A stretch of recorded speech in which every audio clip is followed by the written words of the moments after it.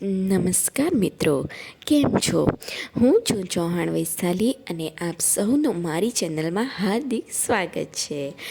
આજની ભાગદોડભરી જિંદગીમાં બધાને એટલો સમય નથી મળતો કે તે શાંતિથી બેસીને એક પુસ્તક વાંચી શકે, પરંતુ ઓડિયો બુક તમે ગમે ત્યારે સાંભળી શકો છો. જેમ કે ટ્રાવેલિંગ કરતાં કરતાં, રસોઈ બનાવતા, ઓફિસમાં કે ઓફિસના બ્રેકમાં પણ તમે સાંભળી શકો છો. ખરેખર તો બુક વાંચવી જોઈએ, એ ખૂબ જ સારી હેબિટ છે, પરંતુ જેમને સમય નથી મળતો એમના માટે આ ઓડિયો બુક છે. આ બુક એક એવી બુક છે કે જેના દ્વારા તમે તમારી જિંદગી બદલી શકો છો, અને આ બુકનું નામ છે the power of your subconscious mind, અને આ બુકના લેખક છે ડૉક્ટર જોસેફ મર્ફી. આ બુકમાં ટોટલ 20 ચેપ્ટર આવેલા છે, અને આજે આપણે જોઈશું ચેપ્ટર નંબર 1. તો ચાલો શરૂઆત કરીએ આ બુકની. ચેપ્ટર નંબર 1, તમારામાં છુપાયેલો ખજાનો. તમે અમર્યાદિત સંપત્તિ પામી શકો છો, એ માટે તમારે મનના દ્વાર ખોલી નાખીને તમારામાં છુપાયેલા અનંત ખજાનાને નિહાળવાની જરૂર છે. ખજાનો તમારી અંદર જ છે, જ્યાંથી જીવનને ભવ્ય રીતે, આનંદપૂર્વક અને ભરપૂર રીતે જીવવા માટેની દરેક વસ્તુઓ મળી શકે છે. પોતાનામાં પડેલી આ શક્યતાઓથી મોટાભાગના લોકો અજાણ હોય છે, કારણ કે તેઓ તેમની અંદર રહેલા અસાધારણ રચનાતંત્ર અને પ્રેમના ખજાનાથી અજાણ હોય છે. શું તમે જાણો છો કે ચુંબકત્વ ધરાવતો લોખંડનો ટુકડો તેના વજન કરતાં 12 ગણું વજન ઊંચકી શકે છે, પણ એ જ ટુકડામાંથી ચુંબકત્વ લઈ લેવામાં આવે તો તે પીછું પણ ઊંચકી શકતો નથી. એ જ રીતે 2 પ્રકારના લોકો હોય છે. એક, જે આકર્ષક વ્યક્તિત્વ ધરાવતા હોય છે. તેઓ શ્રદ્ધા અને આત્મવિશ્વાસથી છલોછલ હોય છે. તેઓ જાણતા હોય છે કે તેઓનો જન્મ સફળતા મેળવી જીતવા માટે થયો છે. જ્યારે બીજા અસંખ્ય લોકો આકર્ષક વ્યક્તિત્વ વગરના હોય છે. તેઓ અનેક પ્રકારની શંકાઓ અને ડરથી ભરેલા હોય છે. તેમના જીવનમાં તક આવીને ઊભી રહે છે ત્યારે તેઓ કહે છે, જો હું નિષ્ફળ જઈશ તો શું થશે? કદાચ હું નાણાં ગુમાવી બેસું તો લોકો મારી હાસ્ય ઉડાવશે. આ પ્રકારના લોકો જીવનમાં જરાય આગળ વધી શકતા નથી. તેમનો ડર તેમને આગળ વધવા દેતો જ નથી. યુગો જૂના અદ્ભુત રહસ્યને જો તમે શોધી કાઢવામાં સફળ થાઓ અને તેનો અમલ શરૂ કરો તો તમારું વ્યક્તિત્વ પણ ચુંબકત્વ જેવું શક્તિશાળી બની શકે. યુગો જૂનું સર્વશ્રેષ્ઠ રહસ્ય. ધારો કે કોઈ તમને યુગો જૂનું સર્વશ્રેષ્ઠ રહસ્યનું નામ કહેવાનું કહે તો તમારો જવાબ શું હશે? અણુશક્તિ, 2 ગ્રહો વચ્ચેનો પ્રવાસ, બ્લેક હોલ? ના જી ના, આમાંથી કંઈ જ નહીં. તો પછી આ સર્વશ્રેષ્ઠ રહસ્ય કયું છે? તે કોઈને ક્યાંથી મળે? તેને કઈ રીતે સમજીને અમલમાં મૂકી શકાય? ઉત્તર સાવ સરળ છે. આ રહસ્ય છે અદ્ભુત ચમત્કારિક શક્તિ ધરાવતું તમારું અર્ધજાગ્રત મન. મોટાભાગના લોકોનું એની તરફ ધ્યાન જ નથી ગયું, તેથી જ બહુ ઓછા લોકો તેને શોધી શક્યા છે. તમારા અર્ધજાગ્રત મનની અદ્ભુત શક્તિ. તમારા અર્ધજાગ્રત મનની છુપી શક્તિઓને ઓળખી તેનો ઉપયોગ કરવાની રીત તમે જાણી જશો પછી તમે તમારા જીવનમાં વધુ સત્તા, વધુ સંપત્તિ, સારું સ્વાસ્થ્ય, વધુ સુખ અને ભરપૂર આનંદ લાવી શકશો. તમારે આ શક્તિ બહારથી મેળવવાની જરૂર નથી, કારણ કે અત્યારે તમારી પાસે જ છે. ફક્ત તેનો ઉપયોગ કેવી રીતે કરવો તે તમારે શીખી જવાની જરૂર છે. તમારે તેના વિશેની સમજણ મેળવી લેવાની જરૂર છે, જેથી જીવનના દરેક ક્ષેત્રમાં તમે તેનો ઉપયોગ લઈ શકો. આ પુસ્તકમાં સમજાવવામાં આવેલી સરળ ટેકનિક અને રીતને જો તમે અનુસરશો તો તમને જરૂરી જ્ઞાન અને સમજણ મળી જશે. તમને તે પછી નવો જ પ્રકાશ લાગશે અને એક નવું જોશ તમારી આશાઓને ફળીભૂત કરી તમારા સપનાઓને સાચા બનાવશે. એટલે હમણાં જ તમે મનથી નક્કી કરો કે તમે તમારા જીવનને પહેલાં ક્યારેય ન હતું એવું ભવ્ય, મહાન, મૂલ્યવાન અને ઉમદા બનાવવા માંગો છો. તમારા અર્ધજાગ્રત મનના ઊંડાણમાં અનંત ડહાપણ, અનંત શક્તિ અને જરૂરી તેવી બધી જ અનંત સામગ્રી પડેલી છે. એ બધી જ સામગ્રી વિકાસ અને અભિવ્યક્તિની રાહ જોઈ બેઠી છે. જો તમે આજે અને અત્યારે જ તમારા મનની આ શક્તિઓને ઓળખી લેશો તો બહારની આ દુનિયામાં તે આકાર ધારણ કરશે. તમે ખુલ્લા મને બધું જ મેળવવાની ઈચ્છા ધરાવતા હશો તો તમારા અર્ધજાગ્રત મનમાં રહેલું રચનાતંત્ર દરેક સમયે અને સ્થળે તમે જે કંઈ જાણવા માંગતા હશો તે તમને જણાવશે. તમે નવા જ વિચારો અને આઈડિયા મેળવી શકશો. નવી શોધો તમારી પાસે દોડીને આવશે. તમે નવી શોધ કરી શકશો અને કલાના નવા જ નમૂના બનાવી શકશો. તમારા અર્ધજાગ્રત મનમાં રહેલું શક્તિશાળી રચનાતંત્ર એક નવા જ પ્રકારના જ્ઞાનની દુનિયામાં તમને લઈ જશે. તે માટે જીવનમાં તમારા સાચા સ્થાન અને મનના ભાવને જાણવા માટેનો માર્ગ ખોલી દેશે. તમારા અર્ધજાગ્રત મનની સમજણ તમને યોગ્ય જીવનસાથી અને યોગ્ય ધંધાકીય ભાગીદાર મેળવી આપવામાં મદદરૂપ થશે. એ તમારે જરૂર હોય તેટલા નાણાં મેળવવાની રીત તમને બતાવશે અને તમારું હૃદય જે ચાહે છે તે કરવા તમને આર્થિક આઝાદી અપાવવામાં મદદરૂપ થશે. તમારા વિચારો, લાગણી અને તાકાતની આંતરિક દુનિયા શોધી કાઢવાનો તમને પૂરેપૂરો હક છે. પ્રકાશ, પ્રેમ અને સૌંદર્યની એ આંતરિક દુનિયા વિશે જાણવા માટે તમે સાચી જ હકદાર છો. આ બધી જ વસ્તુઓ નરી આંખે જોઈ શકાતી નથી, પરંતુ તેની શક્તિઓ ખૂબ જ છે. તમારા અર્ધજાગ્રત મનની અંદરથી જ તમને બધી સમસ્યાના સમાધાન મળશે અને દરેક કાર્યનું કારણ પણ મળશે. એક વખત આ છુપી શક્તિઓનો ઉપયોગ કરતાં તમને આવડી જાય તો તમે વૈભવ, સલામતી, આનંદ અને અધિકારની દુનિયામાં પ્રવેશ મેળવી શકશો. અર્ધજાગ્રત મનની શક્તિએ વિકલાંગ લોકોને ફરીથી કેવી રીતે શક્તિશાળી બનાવ્યા હતા તે મેં જોયું છે. તેમના મન વડે જ તેઓ મુક્ત થઈને આ દુનિયામાં સુખ, આરોગ્ય અને આનંદને માણતા થઈ ગયા હતા. તમારા અર્ધજાગ્રત મન પાસે તમારા ગૂંચવાયેલા મન કે તૂટેલા હૃદયને સાજા કરી દેવાની ચમત્કારિક શક્તિ છે. તે તમને તમારા મનના કેદખાનામાંથી બહાર લાવી મુક્ત કરી દે છે અને એ તમને બધા જ દુન્વયી અને શારીરિક બંધનોમાંથી મુક્ત કરી દે છે. કામ કરવાની પદ્ધતિ શોધી કાઢજો.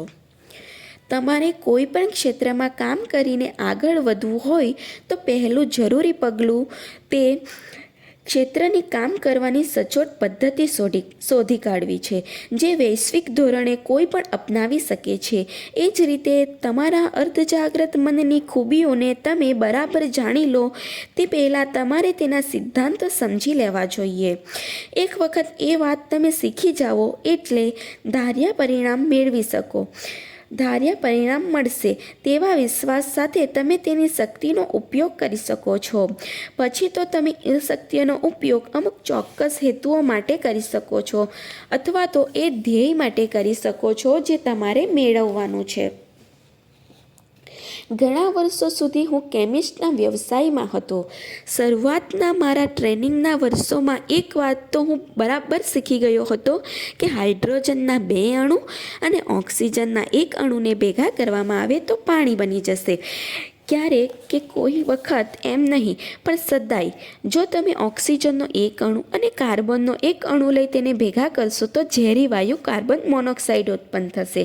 પરંતુ જો આ મિશ્રણમાં તમે એક વધારાનો અણુ ઓક્સિજનને ભેળવશો તો કાર્બન ડાયોક્સાઇડ નામનો નિરુપદ્રવી વાયુ ઉત્પન્ન થશે, જે છોડ માટે ખૂબ જ જરૂરી હોય છે અને પ્રાણીઓ માટે બિન નુકસાન કરતા.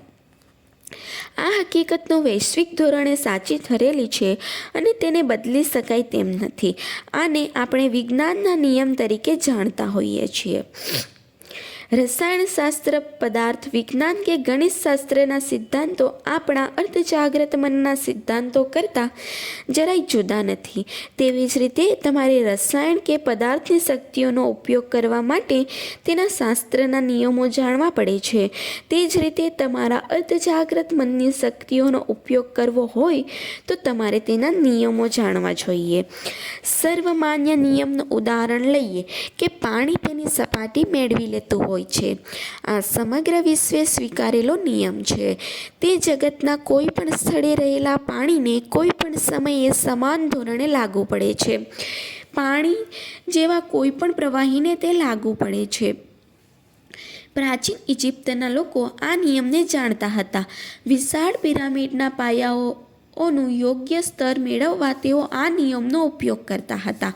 આજે ઇજનેરો તેનો ઉપયોગ નહેર બનાવવાથી માંડીને ઇલેક્ટ્રિક પાવર સ્ટેશન ઊભું કરવામાં કરે છે. એક બીજો નિયમ લઈએ.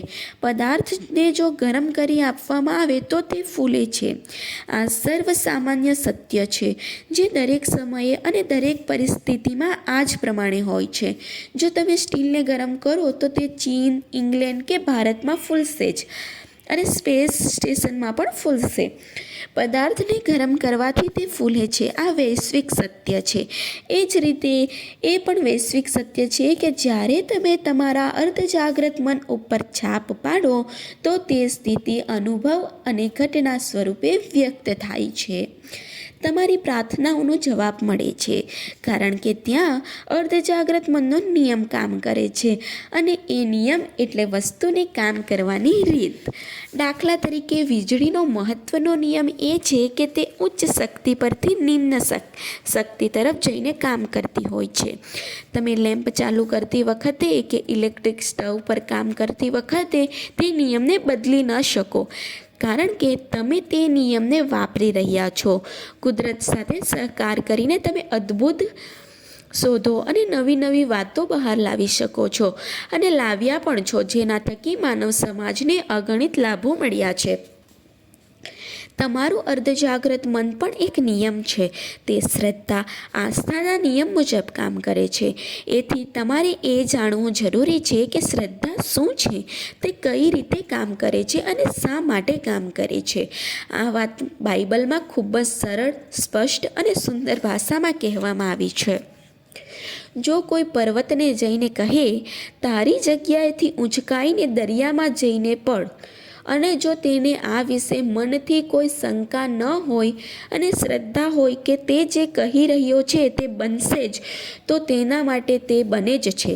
માટે હું તમને કહું છું કે તમે પ્રાર્થના થકી જે માંગો છો તે માટે શ્રદ્ધા રાખો કે તમને મળી જ જશે અને એ તમારું બની જશે. તમારા મનનો નિયમ એ શ્રદ્ધાનો નિયમ છે. એનો અર્થ એ થયો કે તમારું મન જે રીતે કામ કરે છે તેમાં શ્રદ્ધા રાખવી, અર્થાત શ્રદ્ધામાં શ્રદ્ધા રાખવી. તમારા મનની શ્રદ્ધા એ તમારા મનનો વિચાર છે. બસ એટલું જ યાદ રાખો, બીજું કશું નહીં. તમારા બધા જ અનુભવો, ઘટનાઓ, પરિસ્થિતિઓ અને કાર્યો તમારા વિચારોની પ્રતિક્રિયા રૂપે તમારું અર્ધજાગ્રત મન ઉત્પન્ન કરે છે. યાદ રાખો કે તમે જે માનતા હો તે નહીં, પરંતુ તમારું મન જે વાતમાં શ્રદ્ધા રાખે છે તે જ વાત બને છે. ખોટી માન્યતાઓ, અભિપ્રાયો, વહેમો અને ચિંતાઓને સ્વીકારવાનું બંધ કરજો, કારણ કે તે બધાને માનવજાતને નુકસાન પહોંચાડ્યું છે. અનંતકાળથી ચાલી આવતા જીવનના અપરિવર્તનીય સત્યોમાં શ્રદ્ધા રાખવાનું શરૂ કરો. બસ આમ વિચારવાનું શરૂ કરશો એટલે તમે આગળ વધી શકશો એટલું જ નહીં, પરંતુ ઊંચે ઉઠી પ્રભુ તરફ ગતિ કરશો.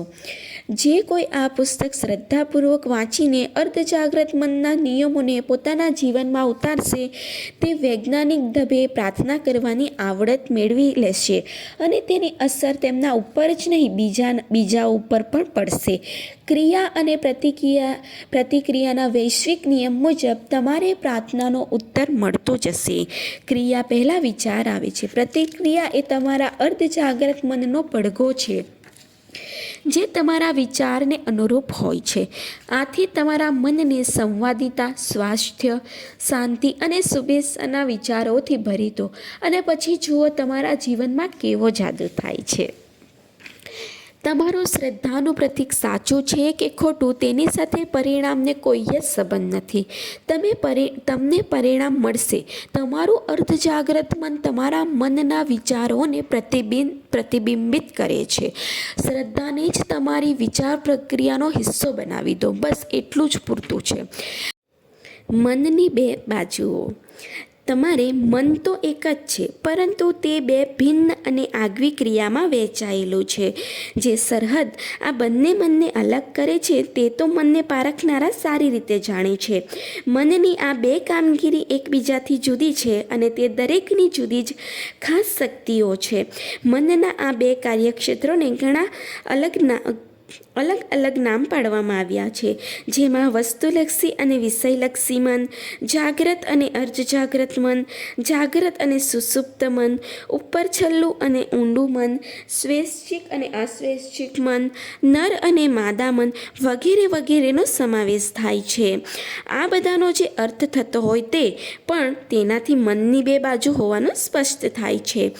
મનની બેવડી કામગીરી દર્શાવવા આ પુસ્તકમાં બધી જ જગ્યાએ મેં જાગ્રત અને અર્ધજાગ્રત મનનો ઉપયોગ કર્યો છે. જે તમને બીજા શબ્દો વધારે સરળ લાગે તે તમે વાપરવા માટે મુક્ત છો. અગત્યની વાત ફક્ત એટલી જ છે કે તમે મનની બેવડી કામગીરીને ઓળખો અને તેને સ્વીકારો. જાગ્રત અને અર્ધજાગ્રત મન. તમારા મનના બે કાર્યક્ષેત્રને જાણવાનો એક મજાનો રસ્તો છે. તમે તેને એક બગીચાના રૂપમાં જોવો. તમે માળી છો. તમે આખો દિવસ વિચારના બીજ તમારા અર્ધજાગ્રત મનમાં વાવ્યા કરો છો. ઘણી વખત તો તમને ખબર પણ નથી હોતી કે તમે બીજ વાવી રહ્યા છો, કારણ કે તે બીજ વાવવાની ક્રિયા તમારી વિચાર કરવાની ટેવ બની હોય છે. તે અર્ધજાગ્રત મનમાં વાવો છો તો તેનું ફળ તમારું શરીર અને વાતાવરણ આપે છે. તમારા અર્ધજાગ્રત મનને ફળદ્રુપ જમીનના રૂપમાં ધારી લો, જે સારા કે ખરાબ બધી જ જાતના બીજને ફણગાવીને બહાર લાવી દે છે. જો તમે કાંટા વાવો તો તમે દ્રાક્ષની આશા રાખી શકો? જો તમે થોર વાવશો તો તમે નકામો છોડ જ ઉગી નીકળશે. દરેક વિચાર એક કારણ હોય છે અને દરેક પરિસ્થિતિ તેની અસર હોય છે. આથી જ જરૂરી છે કે તમે તમારા વિચારો ઉપર કાબૂ મેળવી લો. આમ કરવાથી તમે તમારી મનગમતી પરિસ્થિતિનું નિર્માણ કરી શકશો. આજથી જ શાંતિ, સુખ, યોગ્ય વર્તન, શુભેચ્છાના અને આબાદીના વિચારો વાવવાના શરૂ કરી દો. આ બાબતો ઉપર શાંતિથી અને શ્રદ્ધાપૂર્વક વિચારો. તેનો તમારા જાગ્રત મનમાં સંપૂર્ણપણે સ્વીકાર કરો. આ વિચારોના બીજ તમારા મનના બગીચામાં વાવતા જાઓ અને પછી જુઓ કેવો અદ્ભુત ફસલ તમને મળે છે. તમારું મન જ્યારે સાચી દિશામાં વિચાર કરશે, જ્યારે તમે સત્ય સમજશો, તમારા અર્ધજાગ્રત મનમાં રોપવામાં આવેલા વિચારો જ્યારે રચનાત્મક, સંવાદિતા ભર્યા અને શાંત હશે, ત્યારે અર્ધજાગ્રત મનની જાદુઈ શક્તિ તેનું કામ કરવા લાગી જશે. એક વખત તમે તમારા વિચારોની પ્રક્રિયા ઉપર કાબૂ મેળવી લેશો એટલે કોઈ પણ સમસ્યા કે મુશ્કેલીના સમયમાં તમે તમારા અર્ધજાગ્રત મનની શક્તિને કામે લગાડી શકવાને શક્તિમાન બનશો. અને એ જ રીતે ખરેખર તો તમે દરેક બાબતોનું સંચાલન કરતી અમર્યાદિત શક્તિ અને સર્વશક્તિમાન નિયમના સંચાલનમાં સહકાર આપો છો. તમારી આજુબાજુ નજર ફેરવો. તમે જ્યાં પણ રહેતા હો, તમે જે કોઈ સમાજના વર્તુળમાં હો, તમે જોઈ શકશો કે મોટાભાગના લોકો ઉપર છલ્લું કે બહારની દુનિયાને નજર સામે રાખીને જીવતા હોય છે. જેઓ સહેજ વધુ બુદ્ધિશાળી હોય છે, તેઓ તેમની આંતરિક દુનિયા સાથે ગાઢ રીતે સંકળાયેલા હોય છે. તેઓને ખબર છે અને તમને પણ ખબર પડશે કે આંતરિક દુનિયા જ બહારની દુનિયાનું સર્જન કરે છે. તમારા વિચારો, લાગણીઓ, તમે કેટલી કલ્પનાઓ તમારા અનુભવને ઘડવાનું કામ કરતા હોય છે. આંતરિક જગત જ રચનાત્મક શક્તિ ધરાવે છે. તમારા રોજબરોજના જીવનમાં તમે જે કંઈ અનુભવો છો તે જાણો છો કે અજાણે તમારા મનની જાણે કે અજાણે તમારા મનની આંતરિક દુનિયામાં સર્જાયેલું હોય છે. એક વખત તમે તમારા જાગ્રત અને અર્ધજાગ્રત મનના એકબીજા સાથેના વ્યવહારનું સત્ય સમજાઈ જશે એટલે તમે તમારી જિંદગીને સંપૂર્ણપણે બદલી શકશો. જો તમારે બાહ્ય પરિસ્થિતિ બદલવી હશે તો તેના કારણો બદલવા પડશે. મોટાભાગના લોકો પરિસ્થિતિ બદલવા માટે મહેનત કરતા રહેતા હોય છે. આ તો શક્તિ અને સમયનો ભયંકર બગાડ થયો કહેવાય. તેઓ જે સમજવામાં નિષ્ફળ ગયા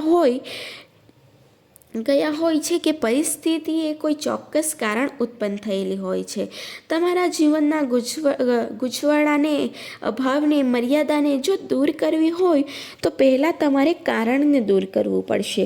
તમારા અર્ધજાગ્રત મનનો કેવી રીતે ઉપયોગ કરો છો તે જ કારણ હોય છે. કયા વિચારો અને કલ્પનાને તમે પ્રાધાન્ય આપો છો તેના ઉપર બધો આધાર છે. કારણ બદલી નાખો અને તરત જ અસર બદલાઈ જશે. આખી વાત આટલી સરળ છે. આપણે સૌ અનંત ઐશ્વર્યના અગાધ મહાસાગરમાં જીવીએ છીએ. તમારું અર્ધજાગ્રત મન તમારા જાગ્રત મનના વિચારો પ્રતિ અત્યંત સંવેદનશીલ હોય છે.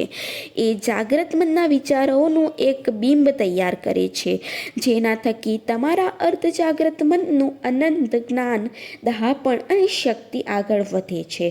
એ બીબાને વધુ સકારાત્મક દિશાનો ઘાટ આપો અને તમે એ અનંત શક્તિઓ તમારા અનન્ય લાભમાં ફેરવી દઈ શકશો. આ પુસ્તકમાં દરેક પ્રકરણમાં તમે અનંત અને યોગ્ય ઉદાહરણો મળશે. તેનાથી તમે જાણી શકશો કે મનના નિયમનો ઉપયોગ કેવી રીતે કરી શકાય છે. એક વખત આ નિયમોને ઉપયોગમાં લેવાની ટેકનિક તમને આવડી જશે એટલે દરિદ્રતાને સ્થાને તમે વિપુલ સંપત્તિ, વહેમ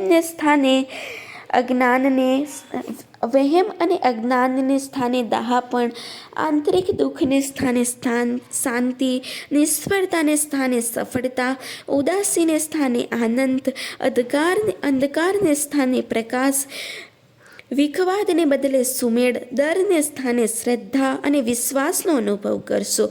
શું આથી વધારે શ્રેષ્ઠ આશીર્વાદ બીજા હોઈ શકે? મોટાભાગના મહાન વૈજ્ઞાનિકો, કલાકારો, કવિઓ, ગાયકો, લેખકો અને શોધકોએ જાગ્રત અને અર્ધજાગ્રત મન કેવી રીતે કામ કરે છે તેનું ઊંડું જ્ઞાન હોય છે અને આ જ્ઞાનને લીધે જ તેઓનો ધ્યેય પ્રાપ્ત કરવાની શક્તિ આવી હતી. પ્રસિદ્ધ ગાયક એનરિકો કારુસોને એક વખત સ્ટેજની બીક પેસી ગઈ હતી. સખત ડરના લીધે તેમના ગળાના સ્નાયુઓ ખેંચાઈ ગયા હતા. તેમની સ્વરપેટીને લકવો મારી ગયો હતો અને તે નકામી બની ગઈ હતી. સ્ટેજની પાછળ તેઓ તૈયાર થઈને ઊભા હતા પરંતુ તેમનો ચહેરો પરસેવે રેબઝેબ હતો. થોડી જ પળોમાં તેમને સ્ટેજ પર જઈને હજારો આતુર શ્રોતાઓ સમક્ષ ગાવાનું હતું. ધ્રુજતા સ્વરે તેઓ બોલ્યા, હું નહીં ગાઈ શકું તો બધા જ મારી હસી ઉડાવશે. મારી કારકિર્દી અહીં જ ખતમ થઈ જશે. તેઓ ડ્રેસિંગ રૂમ તરફ જવા વળ્યા પછી અચાનક ઊભા રહી ગયા અને બરાડી ઉઠ્યા. મારામાં રહેલો નાનો અંશ મોટા અંશને પડકારીને તેને અવરોધે છે. તેઓ સ્ટેજ તરફ પાછા ફર્યા અને ટટ્ટાર ઊભા રહ્યા. પોતાના નામનો ઉલ્લેખ કરીને બોલ્યા, મોટો કારુસો મારા થકી ગાવા માંગે છે. મોટા કારુસોનો મતલબ થતો હતો કે અર્ધજાગ્રત મનની અસીમ શક્તિ અને દહાપણ. તેઓ મોટેથી બોલવા માંડ્યા, ચાલ્યો જા, મોટો કારુસો ગાવાનો જ છે. તેમના અર્ધજાગ્રત મને તરત જ પ્રતિક્રિયા આપી અને તેમનામાં શક્તિનો સંચાર થયો. જ્યારે સ્ટેજ પર જવાની ઘંટડી વાગી ત્યારે ખુમારીપૂર્વક સ્ટેજ પર ગયા અને ખૂબ જ મનમોહક રીતે ગાયું, જાણે કે ગીતોનો શહેનશાહ. શ્રોતાઓ તો ભાવ વિભોર થઈ ગયા. આ ઉદાહરણ પરથી તમે જોઈ શક્યા હશો કે કારુસો મનના બે સ્તરને જાણતા હતા. એક જાગ્રત અથવા તર્કબદ્ધ સ્તર અને બીજું અર્ધજાગ્રત અથવા તર્કવિહીન સ્તર. તમારું અર્ધજાગ્રત મન પ્રતિક્રિયા આપનારું મન છે. તે તમારા ક્રિયાઓના પડકારને પ્રતિસાદ આપે છે. જ્યારે તમારું અર્ધજાગ્રત મન કારુસોનો નાનો અંશ ડર, ચિંતા અને પરેશાનીથી ભરપૂર હોય છે ત્યારે તે તમારા અર્ધજાગ્રત મનમાં નકારાત્મક લાગણીઓનો પેદા કરે છે, જ્યાં એના લીધે જાગ્રત મનમાં ગભરાટ વ્યાપી જાય છે. આવું જો તમારી સાથે બને તો તમારી દશા પણ મહાન કારુસો જેવી જ થાય. તેવા સમયે તમે તમારા અંતર્મનમાં ઉત્પન્ન થયેલી ખોટી લાગણીઓને હકારાત્મક અને સત્તાવાહી સ્વરે કહી શકો છો કે શાંત થાવું, મેં સુકાન સંભાળી લીધું છે. તમારે મારા તાબામાં રહેવાનું છે. મારા હુકમના તમે તાબેદાર છો. જે સ્થાન તમારું નથી ત્યાં તમે પ્રવેશી ન શકો. તમે આ પ્રમાણે સત્તાવાહી સ્વરે બોલશો ત્યારે શું બને છે તે જોઈને તમે આશ્ચર્યચકિત થઈ જશો. તમારું મન સંવાદિતા અને શાંતિથી છલકાઈ જશે. અર્ધજાગ્રત મન જાગ્રત મન ઉપર આધારિત છે, તે માટે જ તેને અર્ધજાગ્રત અથવા આત્મલક્ષી કહેવામાં આવે છે. કામ કરવાની રીતના કેટલાક નોંધપાત્ર તફાવતો. જાગ્રત મન વહાણ ઉપર ઊભેલો કેપ્ટન અથવા નેવિગેટર છે, જે વહાણને હંકારે છે. એન્જિન રૂમના કાફલાને તે હુકમો કરે છે. એ હુકમો પ્રમાણે કાફલો બોઇલર, સાધનો, ગેજ વગેરે ઉપર કાબૂ રાખે છે. એન્જિન રૂમના લોકોને ખબર નથી હોતી કે તેઓ ક્યાં જઈ રહ્યા છે. તેઓ તો હુકમનો અમલ કરે છે. જો તૂતક પરનો કેપ્ટન ખોટા હુકમો આપે તો વહાણ ખડક સાથે અથડાઈ પણ જાય. એન્જિન રૂમના લોકો તો તેના હુકમને એટલા માટે તાબે થાય છે કારણ કે તેના હાથમાં સત્તા છે. તેને બધી ખબર જ હોવી જોઈએ. તેથી એન્જિન રૂમના માણસો કેપ્ટન સાથે ચર્ચા કરતા નથી. તેઓ તો હુકમ પ્રમાણે વર્તે છે. કેપ્ટન વહાણનો માસ્તર છે. તેના હુકમનો અમલ કરવામાં આવે છે.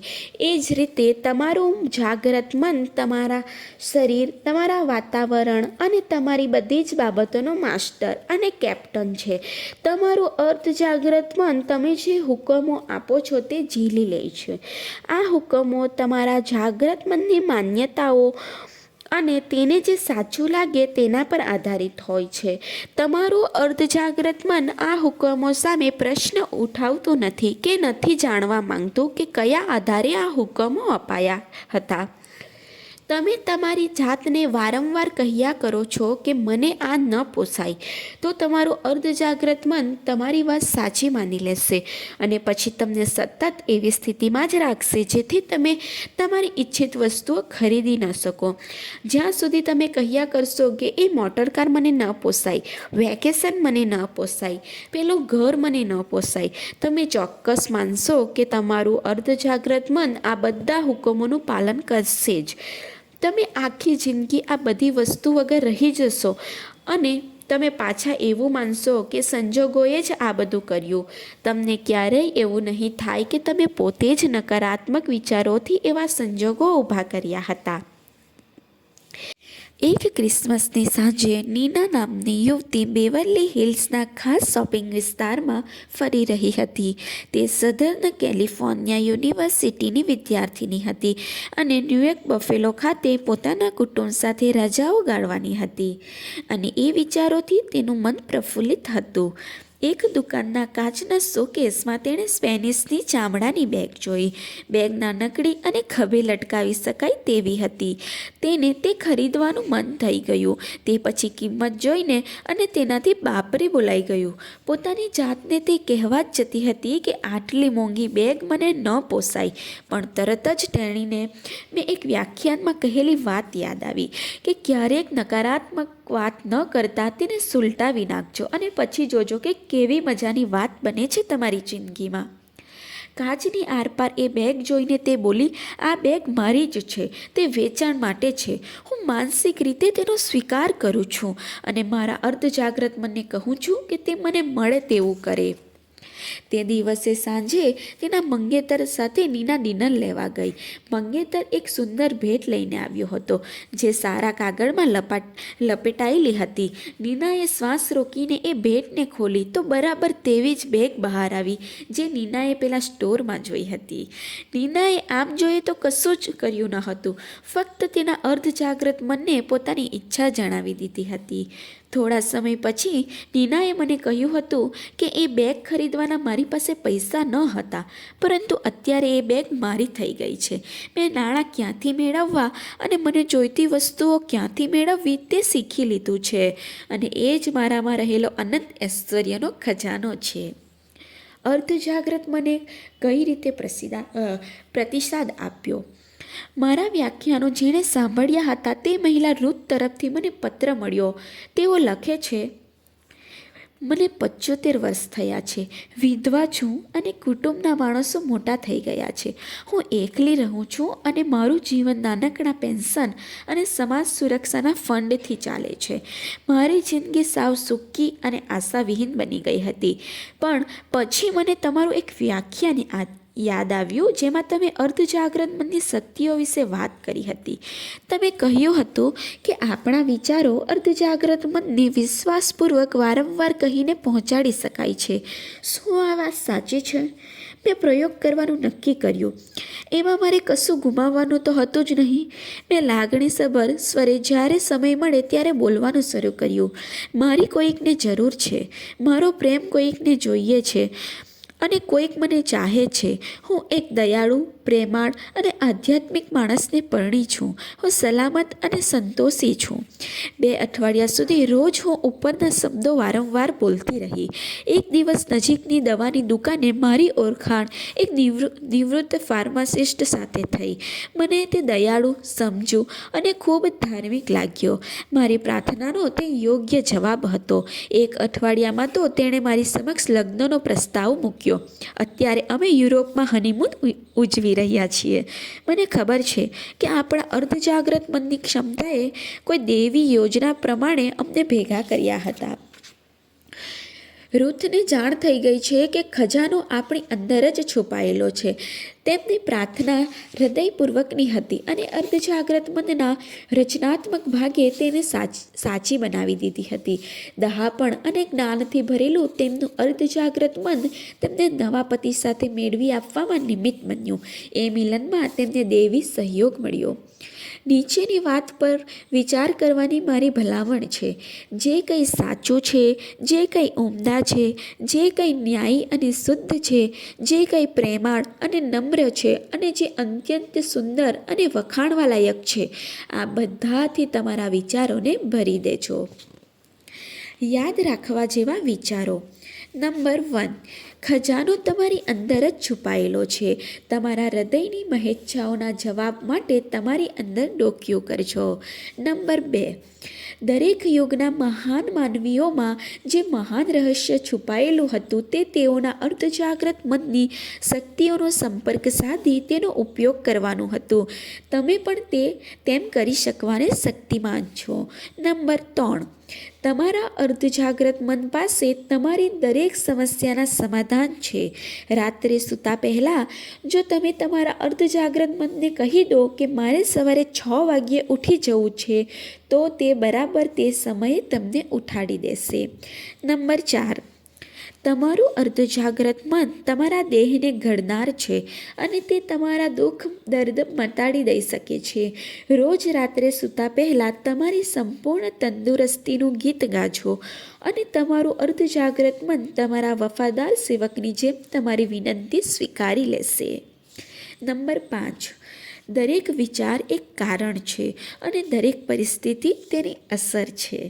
નંબર 6, જો તમારે પુસ્તક લખવું હોય કે મજાનું નાટક લખવું હોય કે શ્રોતાઓને સારું વ્યાખ્યાન આપવું હોય, તો આ વિચાર તમારા અર્ધજાગ્રત મનને પ્રેમથી અને લાગણી સહિત આપજો અને તમને તે પ્રમાણેનો પ્રતિસાદ આપશે.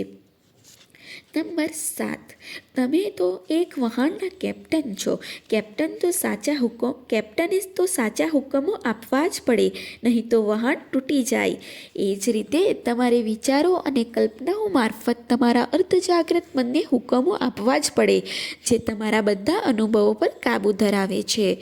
નંબર 8, ક્યારેય મને પોસાય નહીં અથવા આ કામ હું નહીં કરી શકું તેવા શબ્દો વાપરતા નહીં. તમારું અર્ધજાગ્રત મન તમારા તમારા શબ્દોને પકડી લેશે અને પછી જોશે કે તમારી પાસે પૈસા જ ન હોય યા તમારે જે કરવું છે તે કરવાની તમારામાં શક્તિ જ ન હોય। ભાર દઈને બોલો, મારા અર્ધજાગ્રત મનની શક્તિ વડે હું દરેક વાત કે વસ્તુ કરી શકું તેમ છું। નંબર 9, જીવનનો નિયમ એટલે શ્રદ્ધાનો નિયમ। શ્રદ્ધા એ તમારા મનમાં આવેલો વિચાર છે, જે વસ્તુથી તમને નુકસાન થાય કે ઈજા પહોંચે તેવી કોઈ વાત કે શ્રદ્ધામાં માનતા નહીં। તમારા અર્ધજાગ્રત મનની એ શક્તિમાં શ્રદ્ધા ધરાવજો, જે તમને સાજા નરવા રાખે છે, પ્રેરણા આપે છે, તાકાતવાન બનાવે છે અને સમૃદ્ધ બનાવે છે। તમારી શ્રદ્ધા પ્રમાણે જ તમારી સાથે બનશે। નંબર 10, તમારા વિચારો બદલી નાખશો તો તમારું ભાગ્ય પણ બદલાઈ જશે।